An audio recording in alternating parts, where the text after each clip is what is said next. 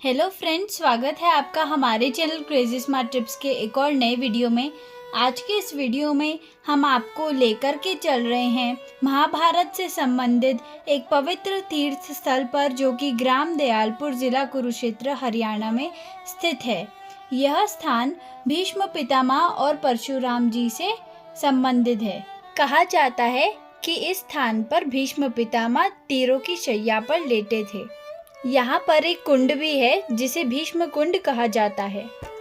दोस्तों, अभी सुबह के 7 सवा 7 का टाइम है और हम हैं अभिमन्युपुर में। अभिमन्युपुर से अब हम निकल रहे हैं भीष्म कुंड यानी कि बाण गंगा की तरफ। हमने अपनी गाड़ी ले ली है और निकल पड़े हैं। दोस्तों, यहाँ से अभिमन्युपुर से भीष्म कुंड की दूरी 9.6 किलोमीटर है यदि आप गांव के रास्ते से जाते हैं, और यदि आप मेन रूट से जाएंगे तो ये दूरी आपको 13 किलोमीटर पड़ेगी। तो इसलिए हमने गांव का रास्ता चूज किया है। ये रास्ता बहुत ही खूबसूरत था दोस्तों। हालांकि संकरा है, गाड़ी हमारे पास बड़ी है, थोड़ा आराम से चलानी पड़ी, लेकिन चारों तरफ की सुंदरता देखते ही बनती है। इसी बहाने हमें हरियाणा के बहुत सारे गांव भी देखने को मिले।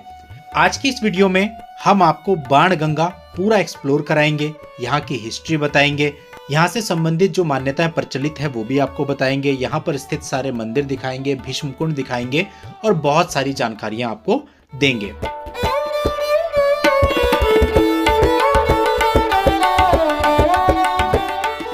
दोस्तों, अगर आप यहाँ पर जा रहे हैं तो इसके नियर बाय कुछ अट्रैक्शंस हैं, जैसे कि अभिमन्युपुर, जहाँ से हमने यात्रा शुरू करी है, जहाँ पर अभिमन्यु का टीला है और सूर्य कुंड भी है। इससे पहले वाला वीडियो हमने अभिमन्युपुर पे ही बनाया है। यदि आपने अभी तक वो नहीं देखा है तो आप उसको देख सकते हैं। इस वीडियो के एंड में एंड स्क्रीन पर भी आपको उस वीडियो का लिंक मिल जाएगा। अभिमन्युपुर और बाण गंगा के बीच की दूरी केवल 9.6 किलोमीटर ही है। इसी तरह से यहाँ पर पास में ही ज्योतिसर भी है, जिसे गीता उपदेश स्थली भी कहा जाता है, जो कि बाण गंगा यानी भीष्म कुंड से केवल 6.5 किलोमीटर की दूरी पर है। हमारे राइट हैंड साइड में है RSSB सत्संग घर सलारपुर। तो इस प्रकार से दोस्तों ये रास्ता भी बहुत ही खूबसूरत है। आप देख सकते हैं दोनों तरफ खेत और हरियाली, ग्रीनरी, और सुबह सुबह के समय यहाँ से निकलना बहुत ही सुखदायी था।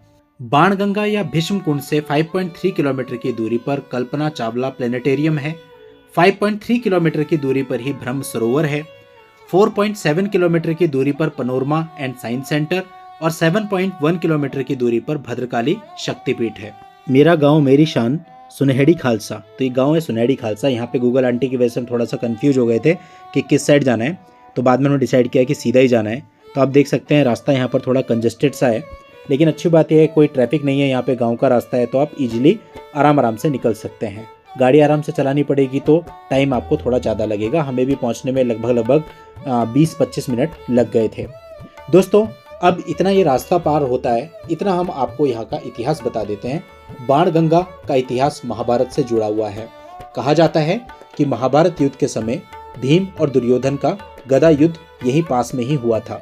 युद्ध के दौरान जब भीष्म पितामह को शरशैया यानी तीरों की शैया पर लेटाया गया, तब प्यास से व्याकुल होकर उन्होंने जल की इच्छा जताई। तब अर्जुन ने अपनी धनुष से पृथ्वी में बाण मारा और वहां से गंगा की धारा प्रकट हुई। इसी को बाण गंगा कहा जाता है। इसी को भीष्म कुंड भी कहा जाता है। मान्यता है कि इसी जल से भीष्म ने अपनी प्यास बुझाई थी। कुरुक्षेत्र के 48 कोस तीर्थों में बाण गंगा का भी विशेष स्थान है।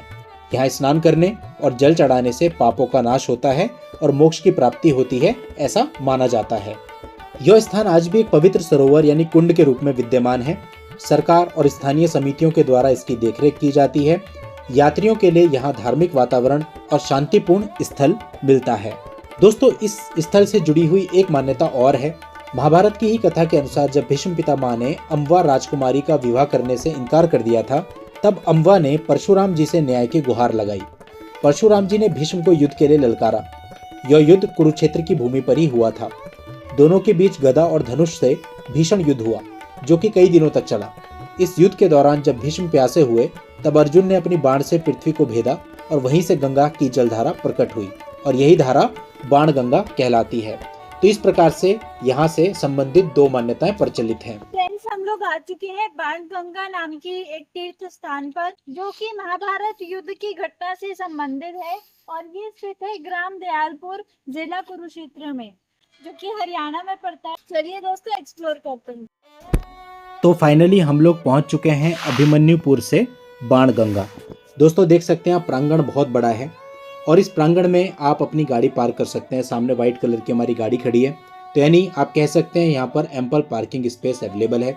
सुबह के लगभग 7:30 बजे हम यहाँ पहुँचे और इस समय यहाँ पर ज़्यादा भीड़ भी नहीं है और जब हमने यहाँ गाड़ी पार्क करी हमसे किसी प्रकार का पार्किंग चार्ज भी नहीं लिया गया। हमने गाड़ी पार्क कर दी और अब हम प्रांगण में देख रहे हैं चारों तरफ क्या क्या है। तो यहाँ पर कई सारे मंदिर हैं, तो हम यहाँ की शुरुआत मंदिर में दर्शन से करते हैं। तो सबसे पहले यहाँ पर ये माता का मंदिर है, तो माता के मंदिर के दर्शन करते हैं, आपको भी दर्शन कराते हैं और इस मंदिर के अंदर भी ले जाते हैं और फिर हम आगे बढ़ेंगे।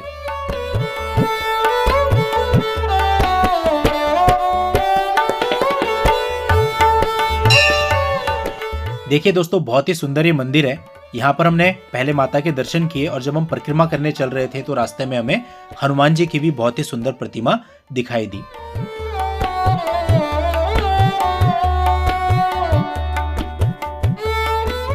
इस प्रकार से जब हम मंदिर की परिक्रमा कर रहे थे तो यहाँ पर अन्य देवी देवताओं की भी प्रतिमाएं विद्यमान थी, तो उनके दर्शन करते हुए हम आगे बढ़े। जैसे आप इस तरफ मुड़े, यहाँ पर भी आप देख सकते हैं भगवान की प्रतिमाएं विद्यमान हैं।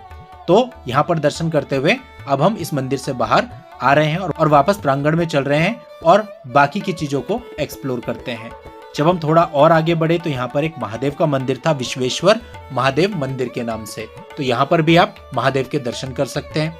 थोड़ा सा आप और आगे बढ़ेंगे तो यहाँ पर ये नया मंदिर बना है हमारे राइट हैंड साइड में, जो कि काफी खूबसूरत बना है और अभी इसमें पेंट भी नहीं हुआ है। ये भद्रकाली माता का मंदिर है। जैसा कि आप शायद जानते होंगे, कुरुक्षेत्र में एक शक्तिपीठ भी है भद्रकाली माता का, उस पर हम अलग से भी वीडियो लेकर के आएंगे। तो यहाँ पर भी भद्रकाली माता को समर्पित ये मंदिर बनाया गया है और इसके पास ही स्थित है हनुमान जी की ये बहुत बड़ी और खूबसूरत मूर्ति। सामने है ठाकुर द्वारा मंदिर, ये पांडवों का मंदिर है, इसके अंदर भी हम आपको ले जाएंगे। इस मंदिर के बाहर ही भीष्म पितामह की एक स्टैचू है जो कि तीरों की शैया पर लेटे हुए हैं।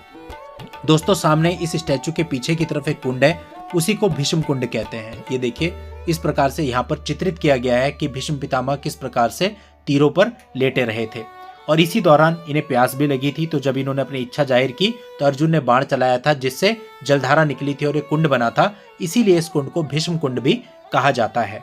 ये कुंड भी बहुत खूबसूरत है और सुबह के समय तो ये बहुत ही ज्यादा खूबसूरत लग रहा था क्योंकि सूर्य की रोशनी इसमें पड़ रही थी। सामने महिलाओं का स्नान घर भी बना है। देखिए, ये है प्राचीन मंदिर, लक्ष्मी नारायण जी का महाभारत कालीन मंदिर है ये भी केव के अंदर, और यहाँ पर इस प्रकार से कई सारे मंदिर बने हुए हैं।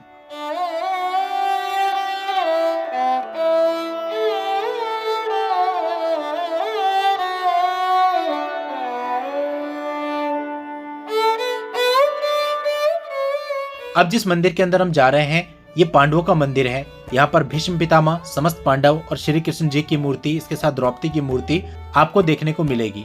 इस प्रकार के मंदिर आपको रेयरली ही देखने को मिलते हैं। आप ये देखिए, द्रौपदी, सहदेव, नकुल, भीमसेन, भीष्म पितामह और सारे पांडवों की मूर्ति यहाँ पर बनी हुई है। दोस्तों ये स्थान सुबह ही ओपन हो जाता है और रात तक खुला रहता है, तो आप कभी भी यहाँ विजिट कर सकते हैं।